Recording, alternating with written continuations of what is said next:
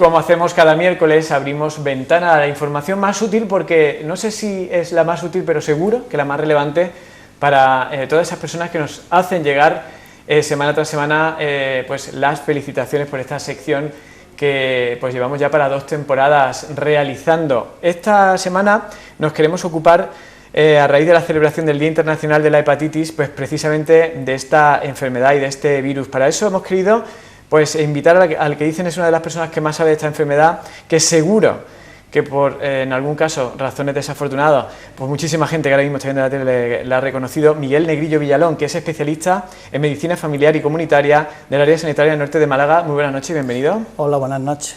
Bueno, en primer lugar, ¿qué se celebra concretamente en este Día Internacional de la Hepatitis que hemos mencionado? Bueno, a modo de introducción diremos que en el 2010, cada 28 de julio, la Organización Mundial de la Salud celebra este día especial para combatir esta epidemia que afecta a gran población mundial. Aproximadamente se dice que 1 millón de personas fallecen por este tipo de enfermedad, y lo que hace la Organización Mundial de la Salud es ese día potenciar las campañas de educación sanitaria y de prevención. Que es precisamente la promoción del conocimiento de las diferentes enfermedades y la prevención lo que nos hace hacer esta sección también, porque mucha gente dice, hay que ver que los miércoles nos tratáis cosas malas, cosas negativas, pero no, yo creo que es muy positivo muchas veces dar información, pues precisamente lo que vamos a hacer ahora, empezar por definir qué es la hepatitis. Bueno, casi todo el mundo le suena la hepatitis, y algunos, bueno, tendrá algún familiar cercano y demás y sabe de lo que estamos hablando. La hepatitis, para la gente que no conozca, es una inflamación del hígado, teniendo en cuenta que el hígado es un órgano vital, no se puede vivir sin hígado, igual que no se puede vivir sin corazón, sin cerebro y demás. Y lo que produce una inflamación que la mayoría de las veces pasa desapercibida y se cura por sí sola, pero el problema es que en casos como la hepatitis B y C estamos hablando de infecciones de tipo crónico y que pueden acabar en cirrosis o cáncer, y lo que es más importante, que se puede prevenir. ¿Cuáles son los tipos más importantes de esta hepatitis vírica? Bueno, para la Organización Mundial de la Salud y para la mayoría de científicos, hay 5 tipos que además están designadas por las letras del abecedario, es decir, A, B, C y D. En un momento voy a decir lo más importante de cada una, porque no son todas iguales. La hepatitis A es una enfermedad que es bastante frecuente, sobre todo en países, aquí en España es raro, pero en los países donde las condiciones higiénico-sanitarias son deficientes, estamos hablando donde la potabilidad no está bien hecha y los alimentos tampoco están muy bien higienizados, pues son frecuentes que hagan epidemias. Aquí en España es rara, quizá hay algún brote en alguna guardería o en personas que no están inmunizadas.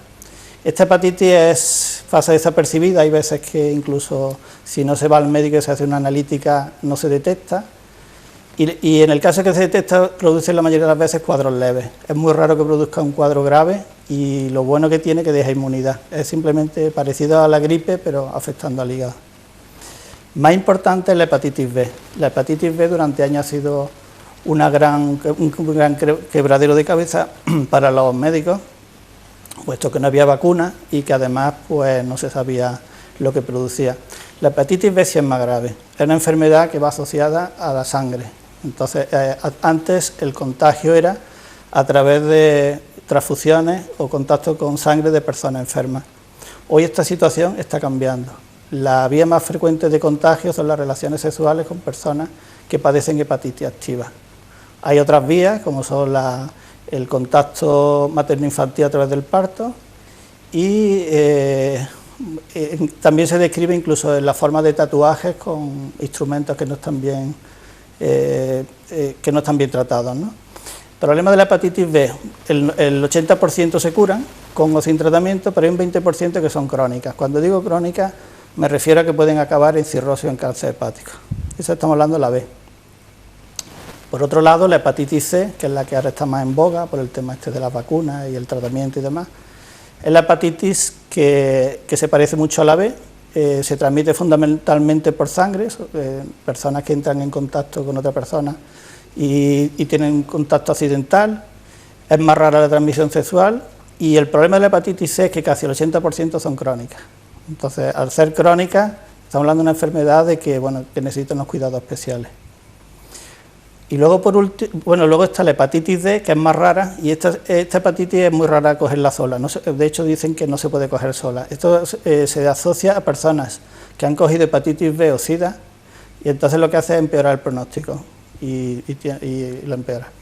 Y luego, por último, la hepatitis E, que es más parecida a la hepatitis A, produce un cuadro banal, y es rara en países como España, más en otros países donde las condiciones higiénico-sanitarias son deficientes. ¿Por qué es importante, señor doctor, que las personas sepan si están afectadas por el virus, detectarlo cuanto antes? Fundamentalmente por dos cosas. Una, por saber que tiene la enfermedad, porque hay personas que no saben que tienen la hepatitis, sobre todo la B ni la C, que ocurre que al cabo de años aparecen complicaciones.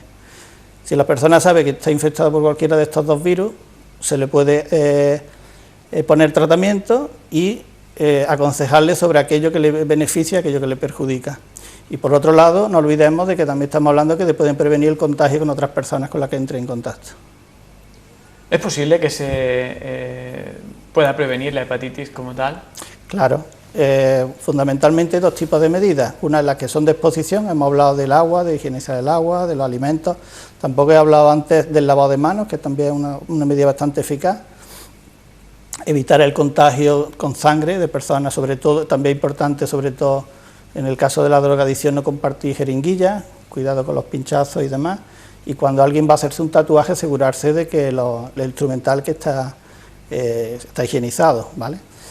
Y por otro lado, estamos hablando de vacunas. El problema de las vacunas es que solo existen dos vacunas actualmente, para la hepatitis A y para la hepatitis B. Para la C no existe, y para la E se habla de que en China han sacado una vacuna, pero que no está disponible a nivel mundial. Bueno, y si se produce el diagnóstico, ¿cuál es el tratamiento? ¿Existe un tratamiento? ¿Existe cura? Bueno, sí, la mayoría existen tratamientos, cada día se está investigando más y son más efectivos. El problema es que son caros y además son tóxicos. La buena noticia es que la mayoría de las hepatitis curan solas, en un alto porcentaje. Simplemente tratando los síntomas y vigilando la evolución se curan. De hecho, muchos pacientes que vienen a nuestra consulta simplemente le hacemos cada cierto tiempo una analítica y le vamos vigilando que su propio sistema inmunológico pues vaya curando. Y en el caso aquel que, aparte del virus, están desarrollando una hepatitis más grave, solemos mandarlo al especialista en digestivo correspondiente, el cual se encarga de hacerle un poquito de estudio más completo y de ponerle tratamiento, que como ya digo, son bastante caros y bastante tóxicos. Recomendaciones, lo pedimos siempre a cualquier especialista que nos acompañe en nuestro plato para terminar. Bueno, ya hemos hablado de las recomendaciones, sobre todo en cuanto es importante que las personas, cuando sientan un cuadro de cansancio, dolor abdominal inespecífico, acompañado de pigmentación amarilla de la piel y de los ojos, las heces claras y demás, que se ponga en contacto con su médico, el cual le hará una analítica y en caso de detectar, pues iniciar las medidas más adecuadas con el paciente. Por otro lado, los médicos de familia hablamos mucho sobre los hábitos saludables. Estamos hablando de evitar el consumo moderado de alcohol, que en el caso de la hepatitis está contraindicado, hacer un poquito de ejercicio y cuando está la enfermedad activa, evitar sobre todo el ejercicio intenso y bueno, y ante cualquier duda, pues consultar con su médico. Bueno, pues como decían en ese pequeño programa de una pequeña televisión, más vale prevenir, ¿no? Pues yo creo que lo mejor que podíamos hacer era completar con este repaso. Miguel Negrillo Villalón, especialista en medicina familiar y comunitaria del área sanitaria norte de Málaga. Gracias por abrir un hueco en su agenda y hoy acompañarnos para ofrecer estas recomendaciones a nuestros espectadores. Muchísimas gracias a ustedes. Y nosotros ahora lo que hacemos es seguir con más cosas. El miércoles no ha hecho nada más que empezar aquí en Antequera Televisión y en Radio Torcal.